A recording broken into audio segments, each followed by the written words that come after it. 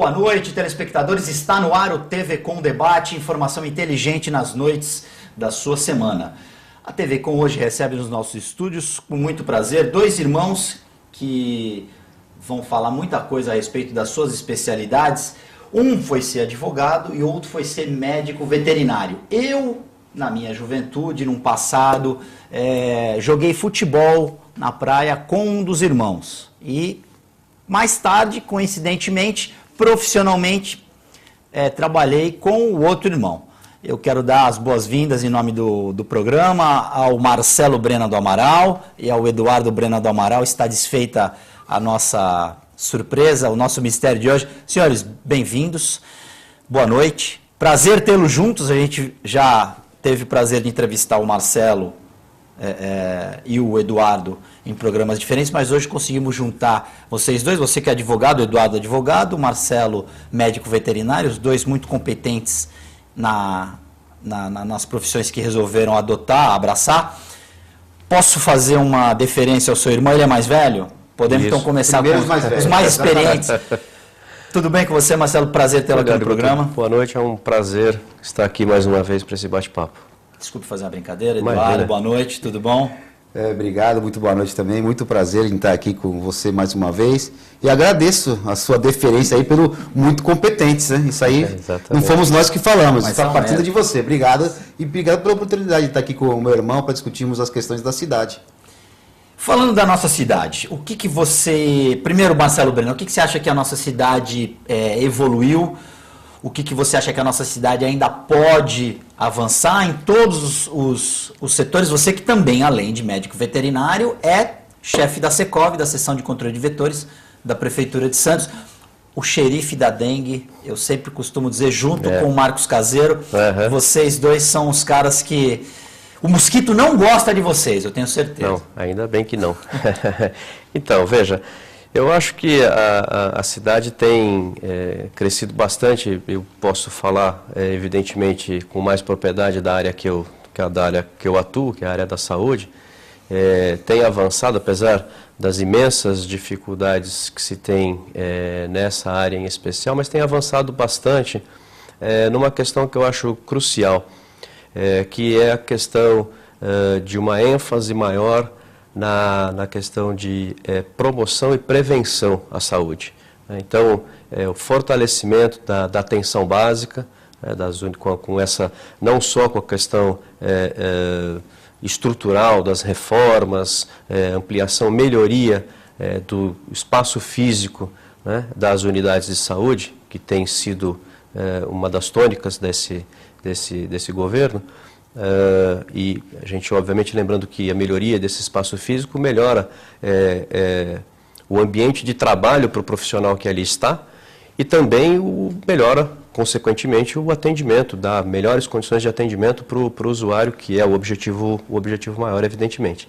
Então, essa é uma questão que eu vejo que está sendo bastante fortalecida, né?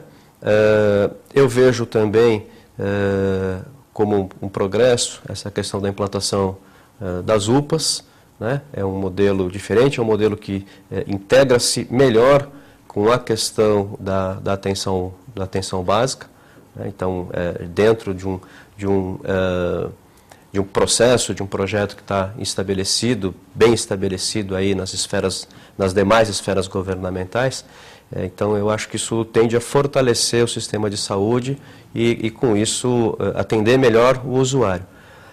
E, evidentemente, nessa questão, quando a gente fala nessa questão de prevenção, está naquilo que eu atuo diretamente, a questão do controle de vetores, a questão das áreas de vigilância em saúde.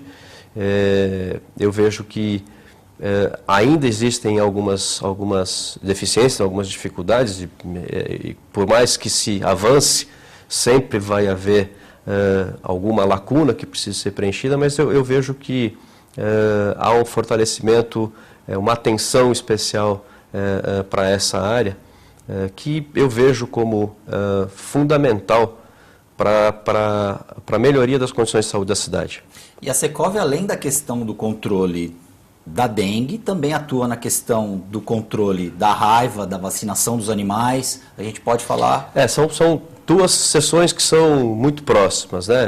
A Secov, controle de vetores, ela vai atuar mais na questão dos vetores que são capazes de transmitir doenças, né, para os seres humanos. Então, o grande vetor que nós temos, o grande problema que nós temos com relação ao vetor é o Aedes aegypti, que é o vetor da dengue, da zika, da chikungunya, nunca esquecer também da febre amarela. E temos outros vetores que nós não temos na cidade, mas que há uma vigilância para que a gente continue não tendo, e caso tenha, evitar que haja uma disseminação e, portanto, propagação de doenças veiculadas por esse, que é o caso, por exemplo, dos flebótomos, que é outro tipo de mosquito que transmite o vetor da leishmaniose, tanto da leishmaniose tegumentar quanto da leishmaniose visceral, que são doenças também graves. Então, essa é a atuação principal do controle de vetores. E as zoonoses, esse apresentador misturou as estações, isso, não tem nada a ver. A seção de controle de zoonoses atua de forma complementar. Na verdade, são duas seções que atuam de forma bastante próxima. São parceiras, né? Não por um acaso nós estamos no mesmo espaço físico, no mesmo prédio. Não é? A zoonose vai lidar com a questão de roedores e outros animais sinantrópicos, né? Que são animais que têm um convívio próximo com o homem e que podem levar a incômodos ou doença. Então, animais sinantrópicos, além dos próprios roedores, a gente vai ter pombos, morcegos, outros escorpiões, cobras. Então, são animais que estão aí normalmente num ambiente doméstico ou não, mas que podem, de alguma maneira, trazer algum tipo de transtorno ou algum tipo de agravo para as pessoas. Então, essa é a atuação daí principal da zoonose. Mas, como eu disse, a gente trabalha de forma sinérgica. Até as nossas... o nosso setor educativo, né, o setor educativo dessas duas seções está unificado, né, para que possa um e outro comportar as ações de ambas as seções. E o nosso setor de fiscalização também está sendo unificado, vez que, como a nossa intervenção é no ambiente onde essas pragas urbanas, enfim, habitam, a intervenção fiscalizatória, ela muitas vezes acaba sendo conjunta. Então, isso também está sendo unificado. Eduardo Brena, a sua visão, agora o advogado falando, o que a cidade pode e deve melhorar? Olha, em primeiro lugar, eu preciso fazer um elogio, porque, como você disse o que avançou. Eu gostei muito, eu achei que foi fundamental e alguma coisa simples que foi feita foi a colocação, a instalação das câmeras de segurança. Me parece que tem sido um auxílio fundamental. A Praia Grande, que é uma cidade menor, uma população menor, já havia feito isso anos antes e está tendo um retorno excelente, né? Um auxílio fantástico para a Polícia Militar. Então, me parece que esse programa, essa implantação das câmeras de segurança, está contribuindo fundamentalmente, está auxiliando, assim, sobremaneira a polícia, que é quem tem o poder para evitar os roubos, furtos e fazer a fiscalização. Então, me parece que esse foi um avanço significativo que pouco a Prefeitura pode fazer em favor da segurança pública, né? Outro avanço, e é recente, né, que foi a troca da frota da Guarda Municipal. E eu que frequento os parques públicos, seja o emissário submarino, seja outros locais, você pode também notar a presença constante de guardas municipais, seja fazendo ronda, seja fixos no local. Então, me parece que essa preocupação da Prefeitura, embora não seja a Prefeitura que tenha poder para efetivamente combater o crime, mas está dando suporte fantástico e necessário às polícias civil e militar. Esse é um avanço fundamental que realmente merece registro, principalmente na área de advogado que eu verifico. Agora, é claro, nós temos um problema endêmico no Brasil. Não é um problema só da nossa cidade ou da nossa região? De todos. O nosso sistema de governo, a centralização no poder público federal, isso dificulta muitas ações dos municípios. E, aliás, acho que até a distribuição de renda, que o governo federal fica com a maior fatia, e os municípios muitas vezes têm que ficar mendigando fazendo um convênio ou pedindo dinheiro para o governo do estado ou federal, isso engessa a administração municipal, dificulta demais. E o que temos visto é que a prefeitura aqui tem batalhado agora, claro, com a escassez de dinheiro em todas as esferas de governo, inclusive escassez de dinheiro no mercado, dificulta demais as ações da prefeitura. Por exemplo, questões que já estavam previstas ter saído do papel, como a necessária obra de revitalização da entrada de Santos, né? E é uma obra que o prefeito tinha previsto para já ter iniciado obras, ainda está no projeto executivo, lamentavelmente por falta de recursos. Essa crise pegou. A gente vê o que você acabou de falar, a gente vê muito na saúde, isso, né? Um dinheiro. Exatamente o exemplo que ele deu. Na dengue, por exemplo, depende da verba federal para a cidade. O SUS, na verdade, ele se propõe como um sistema único, descentralizado. Quer dizer, as ações do SUS, elas ocorrem principalmente no município, né? Que tem a menor receita proporcional, não é? Então, a dificuldade do financiamento, quer dizer, os municípios, de maneira geral, o município de Santos não é exceção, investe muito mais do que aquilo que está previsto constitucionalmente. Está previsto que o município invista 15% de suas receitas em saúde, o município de Santos investe mais de 20%. Né? A gente estava discutindo recentemente a questão somente de questão de folha de pagamento da seção nossa, aqueles agentes que estão aí no campo. Aquilo que vem de custeio federal não paga 1/4 da folha de pagamento. Né? E a prefeitura, então, tem que complementar tudo isso e todo o restante. E é bom a gente lembrar que o recurso previsto, o recurso da área de vigilância que vem, ele não é exclusivo para essas ações de controle de vetor. Né? Ele envolve uma série de outras... A vigilância como um todo. A vigilância como um todo, né? Com exceção de alguns itens específicos que têm um financiamento complementar, toda a estrutura da área de vigilância em saúde é financiada pelo mesmo recurso. Né? Então, essa escassez de recursos, obviamente, que gera dificuldade, principalmente na ponta. O município, que é aquele que deveria, proporcionalmente, já que é no município que acontece a ação primária, né? O mosquito está no município, né? Exatamente. Na verdade, toda a previsão de atuação para esta área especificamente e para outras áreas, tanto de saúde quanto de outros setores, a educação é um outro exemplo, né? As ações elas ocorrem no município, que tem a menor fatia no bolo aí do financiamento. E os munícipes pagam os impostos, exatamente, né? E depois não tem a contrapartida. Como é que funciona isso no direito, doutor Eduardo Breno? O munícipe ele pode, por exemplo, processar o Estado em relação a isso? Numa questão não cumprida, ele está dando a contrapartida, que aliás é compulsória, né? O imposto, paga o imposto de renda, alguns são retidos na fonte, descontados na fonte. Como que funciona essa relação? Porque é uma relação de consumo, até é importante que o nosso telespectador entenda isso.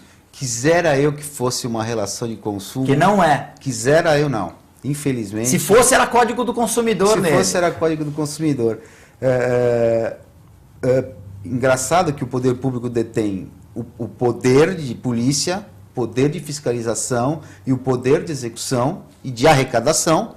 E, infelizmente, não dá contrapartida. O que nós temos visto, de uma maneira geral, nesse aspecto?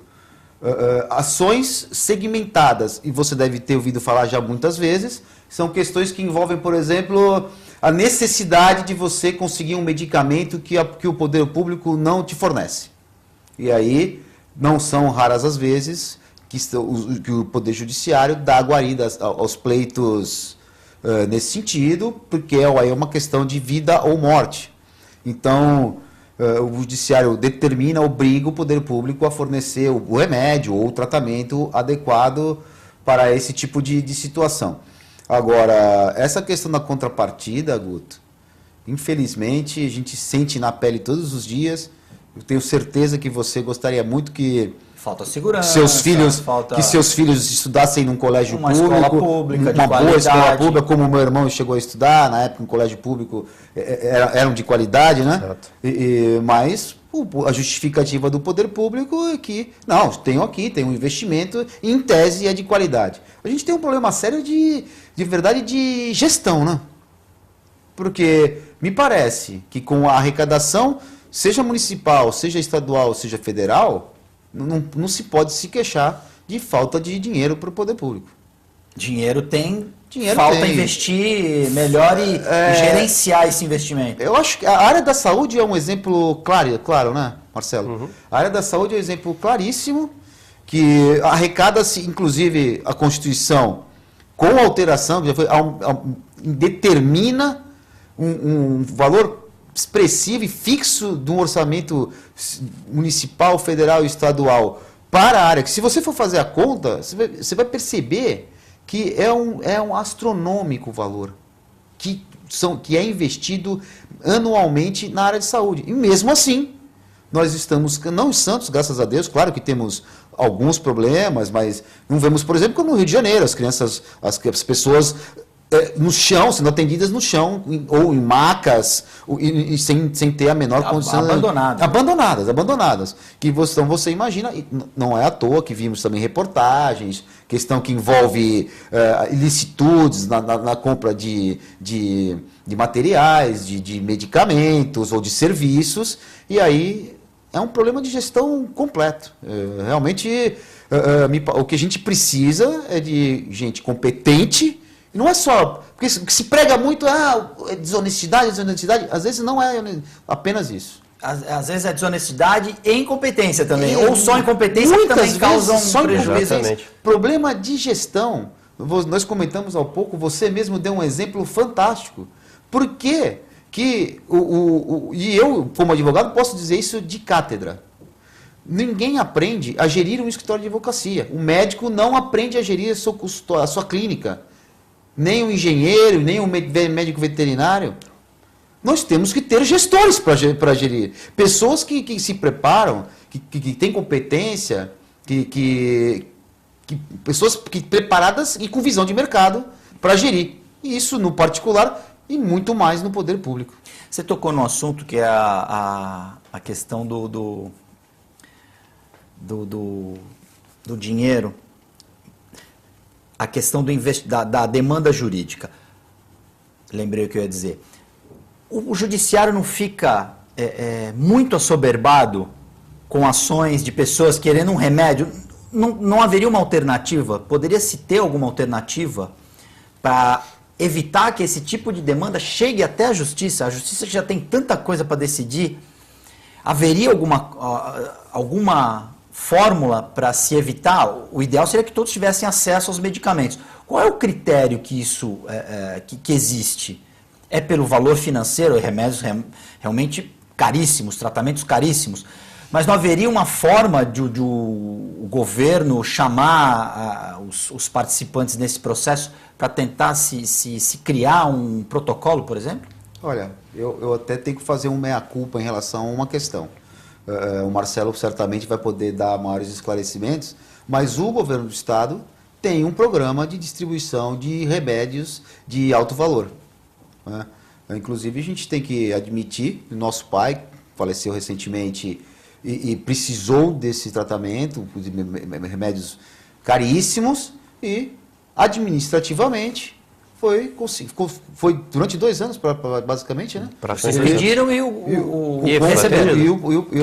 governo estadual... Dentro daqueles protocolos que já estão estabelecidos. Eu acho que o grande problema é que esses protocolos, eles são vistos, são atualizados, talvez não com a mesma velocidade, ou provavelmente não com a mesma velocidade com que se tem avanços na área terapêutica, na área clínica, enfim. existe uma questão, e aí eu acho que é uma questão de priorização, Guto.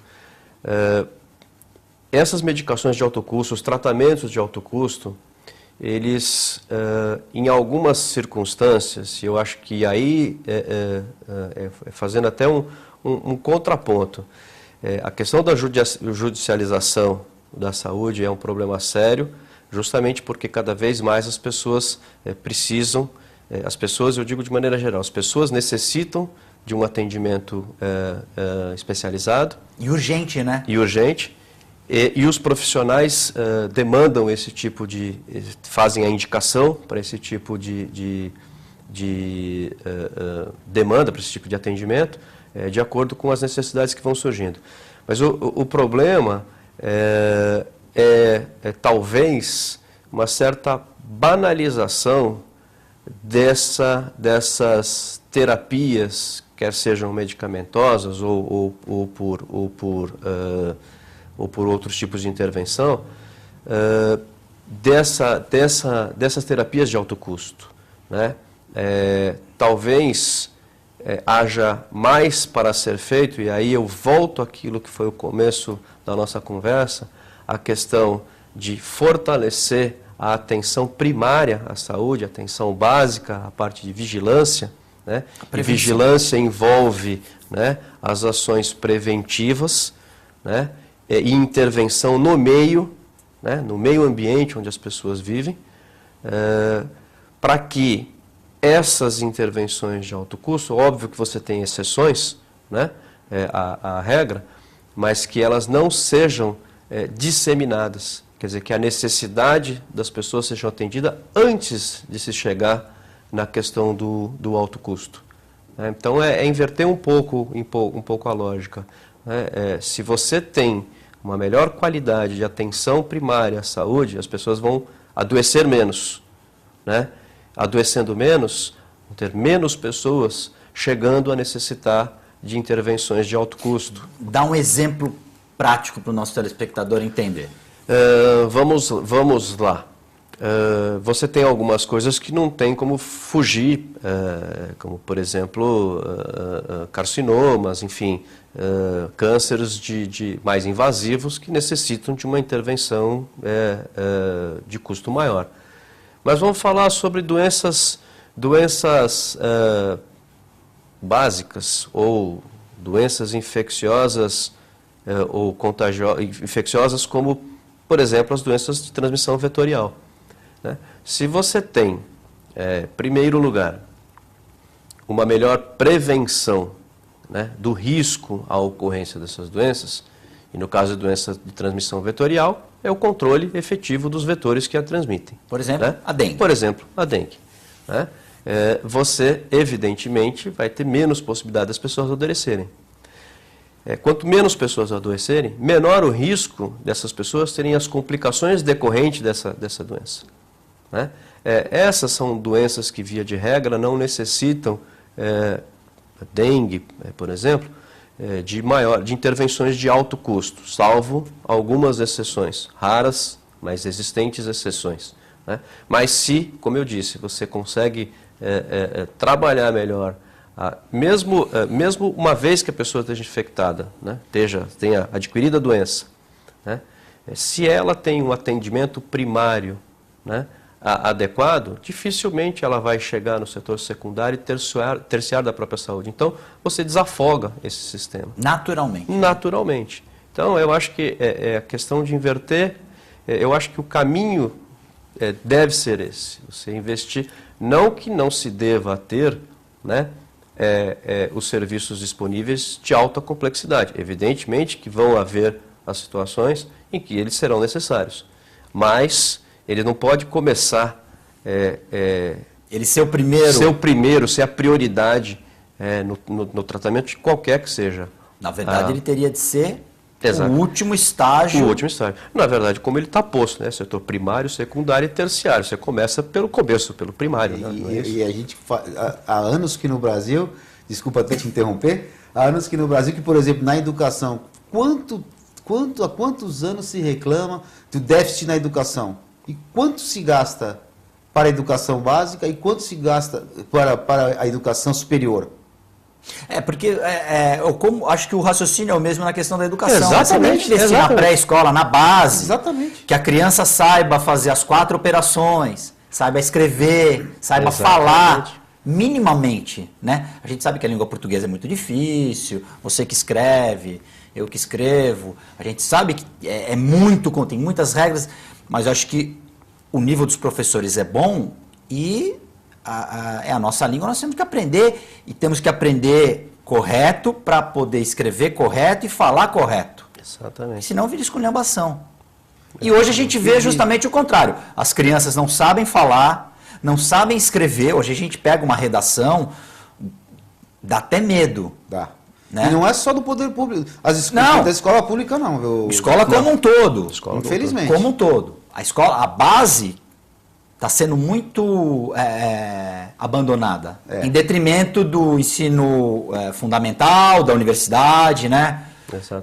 Os caras querem dar uma faculdade boa, mas se não tiver a base... É muito importante que haja disponibilidade de educação técnica, de ensino superior, mas não adianta nada não se ter a educação básica e você ter... chegando nas universidades ou nos cursos técnicos, pessoas que mal sabem interpretar um texto, ou não sabem. Nós temos muitos... Vamos ter um break aqui, vou deixar só uma colocação para a gente raciocinar. Não dá para construir uma casa pelo telhado. Exatamente. TV com Debate volta em instantes.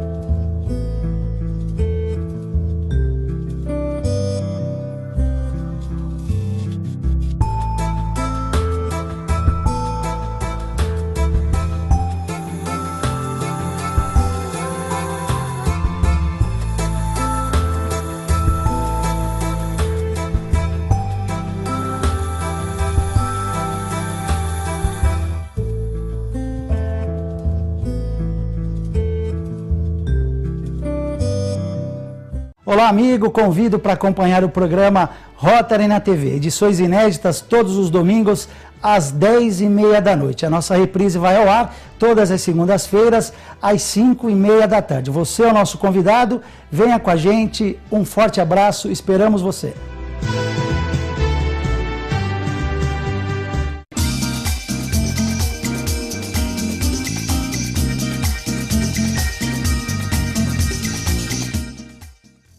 Sabe o que essas crianças vão ser quando crescer? Serão adultos que poderão escolher suas carreiras e decidir pelo próprio futuro. Pois hoje, as empresas que participam do programa Empresa Amiga da Criança investem no presente para mudar o futuro de muitas crianças e adolescentes.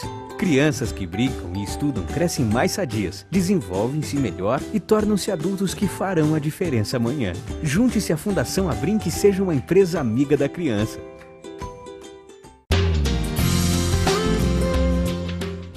Apoio ACESP, Associação dos Canais Comunitários do Estado de São Paulo.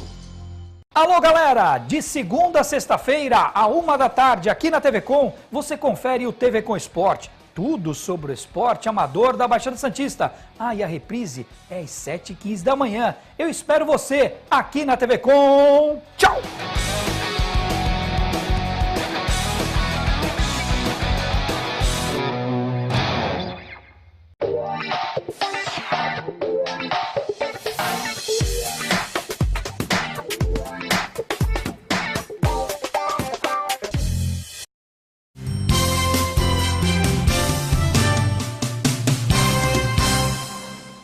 TV Com Debate de hoje já está de volta. Hoje a gente recebe os irmãos Marcelo Brena do Amaral e Eduardo Brena do Amaral. Antes da gente fazer o nosso break, eu tinha deixado aqui uma colocação que não dá para construir uma casa pelo telhado, ou seja, você tem que investir na base para ter um alicerce bom e aí, quem sabe, com certeza você terá uma casa muito bem estruturada. Senhores, é mais ou menos isso? Mais ou menos não. Com a palavra do doutor Eduardo Brena. Não há analogia melhor do que a que você fez. E me parece que em diversos segmentos da sociedade brasileira, ou se preocupa apenas com o telhado, ou gosta de dar só cuidar da decoração, mas é a casa da historinha do nosso grande escritor. É uma casa muito engraçada, não tinha teto, não tinha nada. No Brasil, me parece que... É mais ou menos por aí, né? Que as coisas funcionam desta maneira. E eu transporto essa analogia que você faz, por exemplo, para o setor empreendedor do país. Nós vimos isso com muita força, o governo federal contribuindo muito, ajudando e dá financiamento, por exemplo, para as grandes corporações. Abriu a torneira do BNDES. Abriu a torneira do BNDES para quem não precisava, e os pequenos empreendedores, e você sabe, eu já falei para você aqui nesse mesmo programa, nessa mesma cadeira, que são aqueles, a mola propulsora... São os que mais geram emprego, né? São os que geram emprego, e sendo sempre com a faca no pescoço, ou espetada na cabeça, porque realmente é muito difícil. Nós temos um sócio majoritário, que é o governo, que toma que é mais do que 50% do faturamento de uma empresa vai para todas as esferas de governo, que é vergonhoso. E aí essa questão, a carga de impostos, realmente chega quase a inviabilizar o trabalho do pequeno, do microempresário? Eu não tenho dúvida. O empresário aqui no Brasil, ele é quase um herói.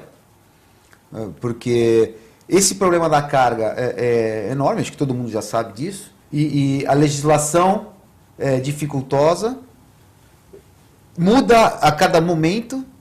Então, ele tem um custo direto do imposto e o custo indireto, porque é impossível ele conseguir tocar o negócio sem estar bem assessorado, porque você tem um bom contador, e graças a Deus você tem um bom advogado. Claro que a gente não queria atuar você tem que ter nessas uma esferas, mas o custo para o empregado. Você citou a questão dos impostos, você vê a carga de tributos sobre a folha de pagamento, é uma coisa até surreal, porque às vezes uma empresa tem uma folha de pagamento enorme e tem um faturamento pequeno. Por que ele tem que pagar tributos, ou, por exemplo, contribuição social, que é o INSS, que vai para sobre a folha de pagamento? E isso faz com que duplique um empregado, que se paga um salário de 1.500, custe, na verdade, algo em torno de o dobro mais um pouquinho. Então, eu podia ter 2 e estou tendo só 1. Isso acaba incentivando a informalidade? Não tenho dúvida, incentiva a informalidade, porque até o próprio empregado, porque você veja bem, hoje não há atualização da tabela do imposto de renda. A pessoa que consegue ganhar um salário em torno de R$ 1.700, R$ 1.800, mas vai ser tributado em 27,5%, ele não quer. Porque esse 27,5% vai fazer falta na hora de ele pagar o plano de saúde, ou pagar a escola dos filhos, porque, como já dissemos no bloco anterior, não temos condições adequadas de ficar sem um plano de saúde, ou deixar de colocar... E salário não é renda, né? Salário. Assim, eu vejo um problema grave nessa questão, principalmente no que tange a norma trabalhista, Guto. A legislação trabalhista...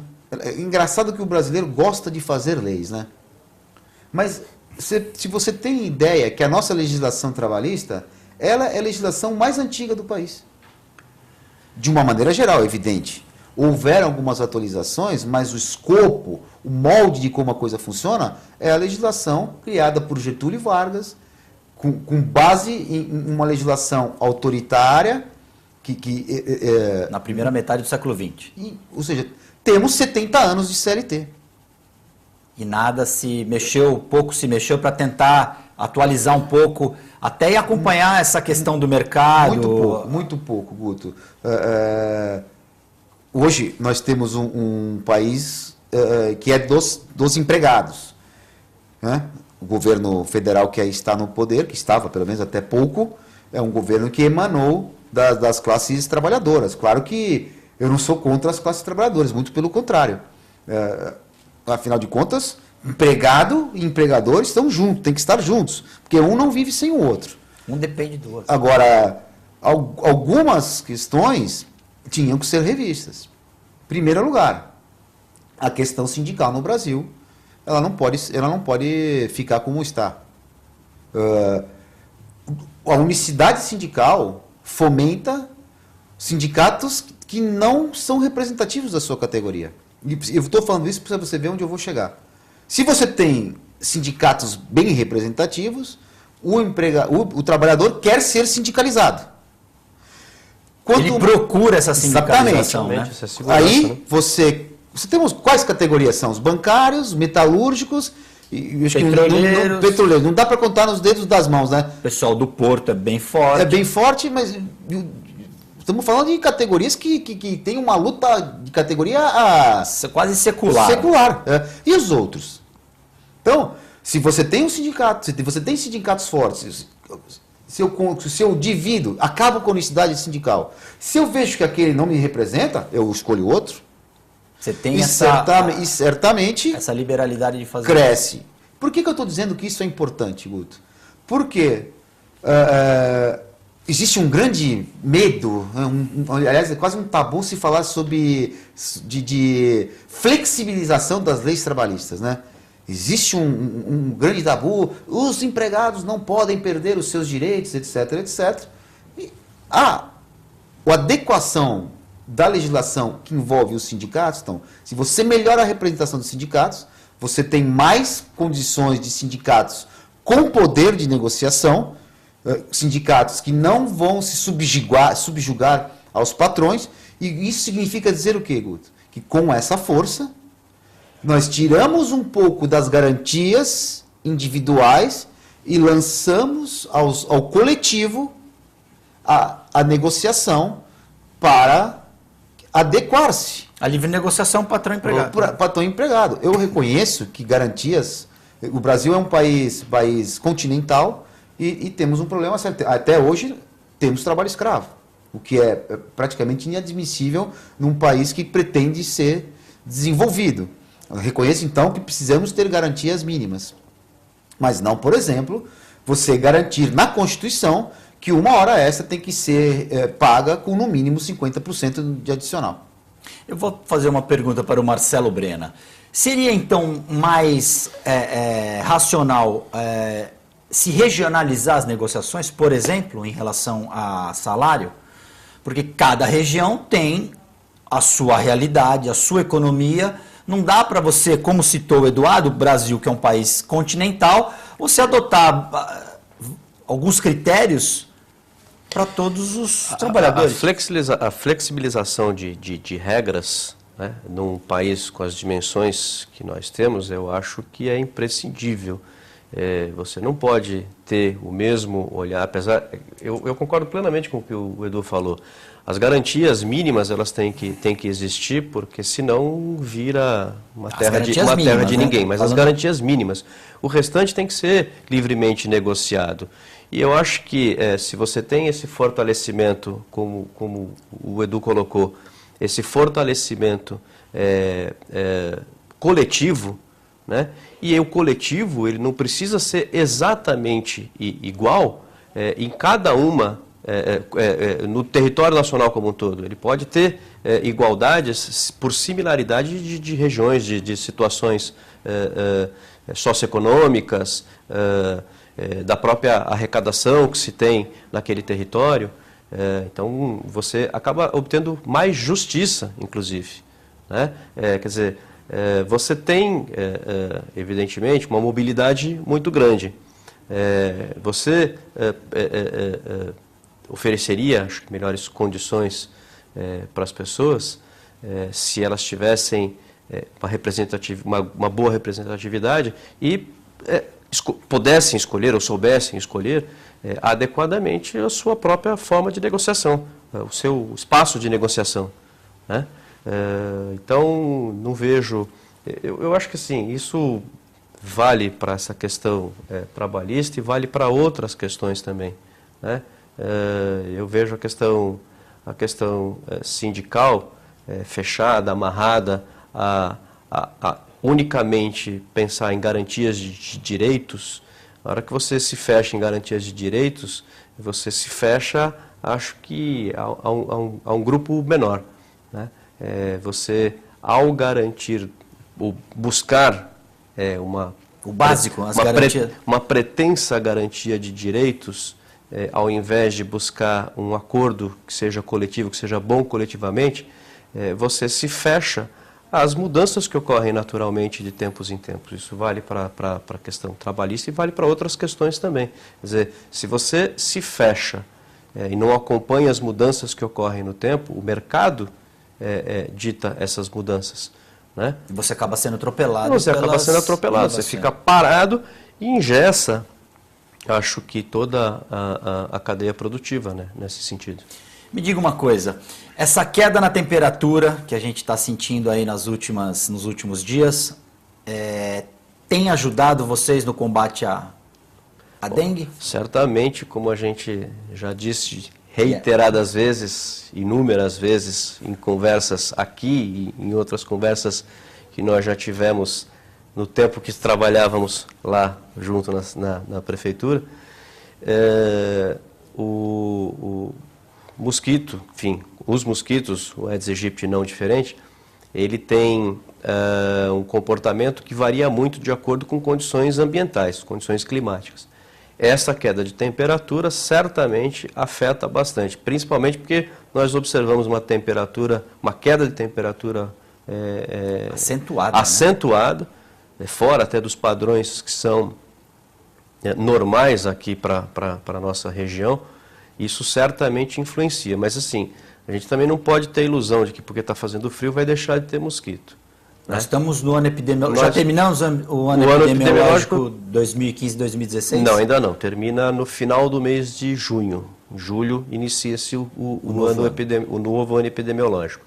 E como é que nós estamos nesse finalzinho de ano epidemiológico? Quais são os números da dengue aqui na nossa cidade? Apesar de ainda tivemos um número expressivo de casos, mais de 1.100 casos, 1.170 casos na última atualização da semana passada, de dengue aqui neste ano epidemiológico, né, 2015-2016, agora está em franca descendência, essa queda tá acentuada. A infestação, a gente observou uma queda maior do que a gente estava esperando nesse período. Isso certamente tem relação com as quedas de temperatura, né? Mas o alerta ele se mantém. O alerta se mantém. A gente tem diminuição do vetor, diminuição da transmissão da doença, mas não chega a ter uma interrupção. Uma interrupção, né? O vetor permanece presente aqui na... Nós tivemos no começo do ano o boom da Zika, do chikungunya. Como que a situação está nesse momento e se houve mais barulho do que realmente havia necessidade? Não, a preocupação de fato existia. Veja, aqui em Santos nós temos registrados 2 casos confirmados de Zika e um de febre chikungunya. Um número bem maior de suspeitos. Nós tivemos mais casos importados, tanto de Zika quanto de chikungunya nesse período, nesse primeiro semestre. O ano passado nós não tínhamos nenhum caso ainda no segundo semestre. Mas a gente não deve subestimar esses números não, Guto. A gente tem que lembrar que chikungunya é uma doença que tem um caráter de cronificação, é um caráter incapacitante por um período longo, e a gente tem observado esses casos, tanto importados quanto esse único caso confirmado, que a pessoa fica com comprometimento articular bastante intenso, significativo, que muitas vezes impede a pessoa até de exercer atividades básicas do dia a dia. A Zika, clinicamente, para o paciente que a porta, né, ela tem sinais relativamente brandos, e até comparativamente com as outras duas, né, com a dengue e a chikungunya.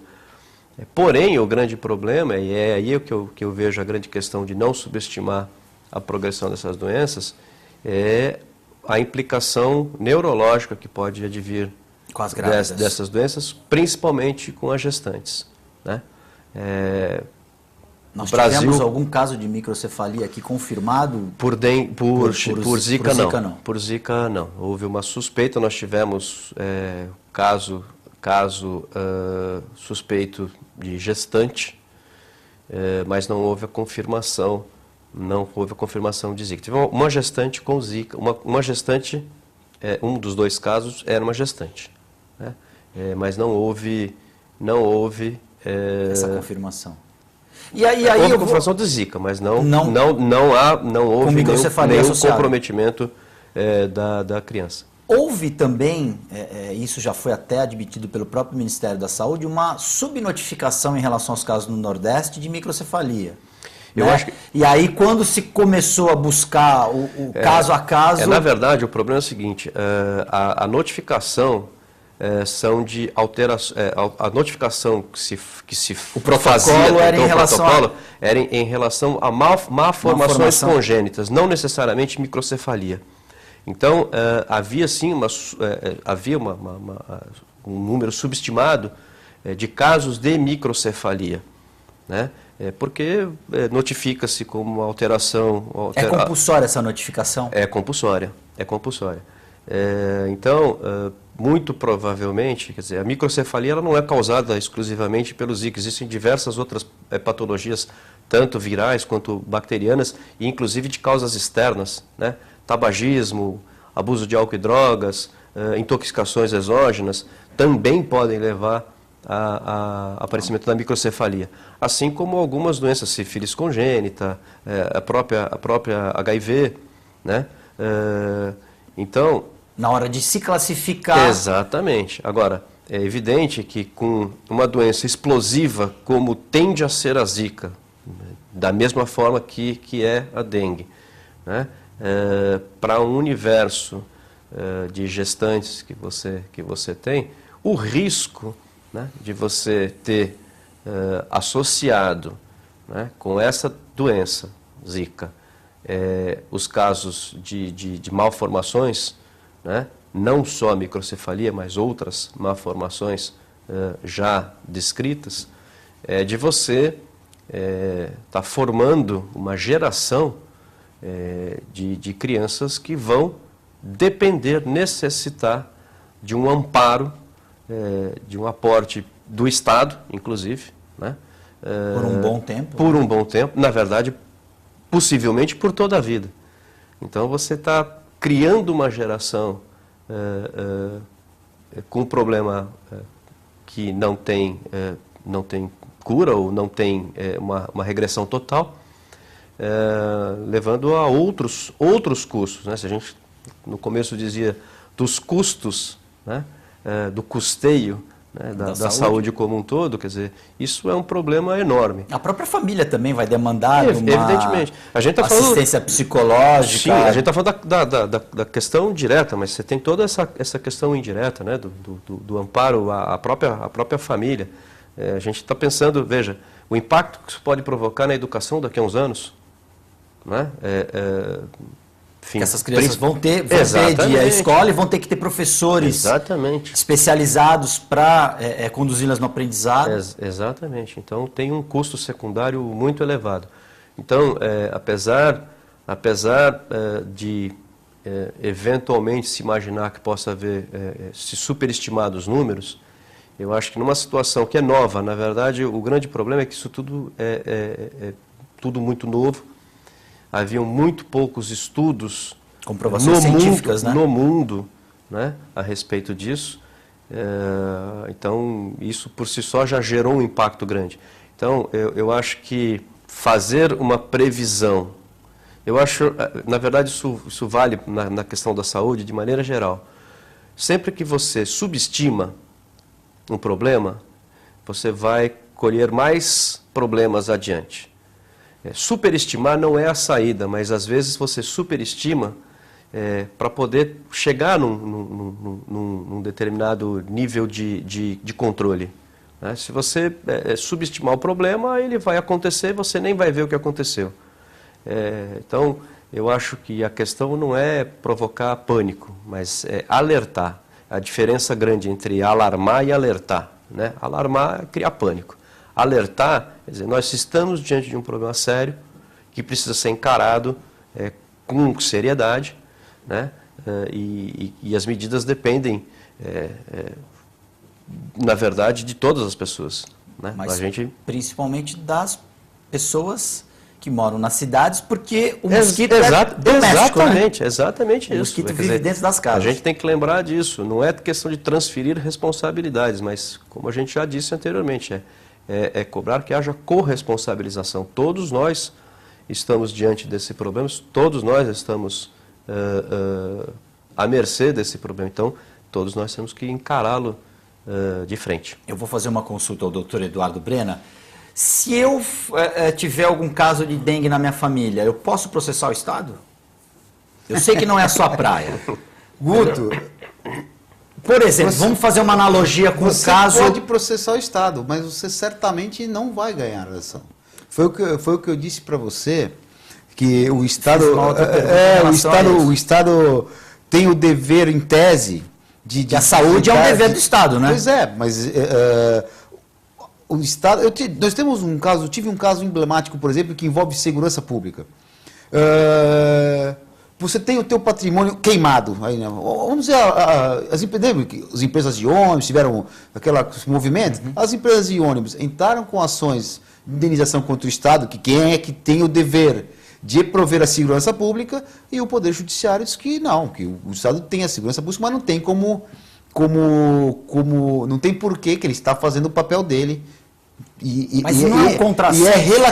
E é relativizada essa obrigação e essa responsabilidade. Eu fico muito feliz como cidadão de ter o meu irmão que, com essa consciência que acabou de colocar, dessa preocupação de pelo menos na área que ele atua, de saber que temos pessoas que têm essa visão, que estão preocupadas com a saúde pública. Eu gostaria muito de termos outras pessoas com essa mesma consciência que o meu irmão tem dentro do poder público. Mas posso processar, mas não vou ganhar. Não vai ganhar, porque o direito de ação ele é constitucional, mas certamente só se for uma circunstância que você prove uma inépcia, uma negligência muito grande, que você tem alguma chance de obter êxito numa demanda. E se for ao contrário, se eu depredar um patrimônio público, ou se eu, por exemplo, colocar fogo numa viatura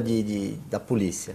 Se você for pego, certamente você vai ser preso. Será enquadrado devidamente. Vai ser preso e condenado por mais de um crime. Crime contra o patrimônio público seria um desses. Não seria uma mesma relação? Eu tenho patrimônio, queima o meu carro, certo? Eu estou passando por um lugar lá, desce do carro, eu queimo o meu carro. Tive um patrimônio, né? Por falta de segurança, porque se houvesse uma segurança, ou uma sensação de segurança, não precisa nem ter o policial ali, eu tive um bem destruído. Não é a mesma coisa ou essa... Guto, estou colocando pesos diferentes. Você está corretíssimo. Eu compactuo com a sua opinião. Eu entendo que se você dá ao Estado a obrigação de prover a segurança pública, por exemplo, mas estamos falando, temos outros casos, com a questão da saúde também. É que a segurança pública não tem a terceirização que tem na educação, que tem na saúde. Até tem alguma coisinha, mas que não tem o mesmo efeito e nem pode estar armado, etc, etc. Então eu concordo com você de que se só o Estado pode prover isso, ele tinha que ser responsabilizado por isso. Mas não é o que o Judiciário tem os nossos juízes tem decidido. Infelizmente não é. A dengue, aí para a gente finalizar essa questão da dengue, explicar que o ano epidemiológico começa sempre em outubro, não, em julho e vai até junho do ano. De julho do ano a junho. De julho a junho. Isso é uma determinação do Ministério da Saúde que adotou. Isso é um critério que o Ministério adota já há alguns anos, por conta do nosso clima. Da curva sazonal da doença no território nacional. E para não haver uma manipulação manipulação que eu digo de, olha, só tem mais dengue em determinado período, se distribuiu esse ano ao longo das metades, para se ter uma leitura mais... É porque como a dengue, enfim, dengue, agora a gente, quando fala de dengue fala chikungunya, zika, enfim, são doenças que ocorrem principalmente no período mais chuvoso e mais quente, né? Então se convencionou usar esse calendário por conta da concentração provável de casos nesse período. Então você tem as curvas de ascendência e descendência, né? Quando começa a subir os casos e quando há uma queda nos casos, para coincidir dentro do território nacional, dentro de um determinado parâmetro. Sempre no território como um todo, no território nacional como um todo, os meses de maio a setembro, outubro, são os meses considerados interepidêmicos, né? São os meses que têm menor número de casos. Então, a ascendência é normalmente de casos em alguns locais mais cedo, outros mais tarde, mas a partir de outubro até mais ou menos abril. Então, convencionou-se justamente para concentrar essa curva de transmissão, onde há o aumento de transmissão dentro do mesmo período. Para haver uma leitura mais fiel da Exatamente. questão. O problema é que quando você usava o ano calendário, em dezembro zero os casos. Quando você estava na ascendência de casos, não tem como, né? É ilógico até. É ilógico. Senhores, infelizmente o nosso tempo acabou, 1 hora foi pouco. Queria agradecer Marcelo Brena do Amaral, muito obrigado. Eduardo Brena do Amaral também, muito obrigado. Fiquem aqui com o boa noite de cada um. Boa noite, Brena. Boa noite, Brena. Boa noite. Boa noite. Telespectador, muito obrigado. TV com Debate volta amanhã.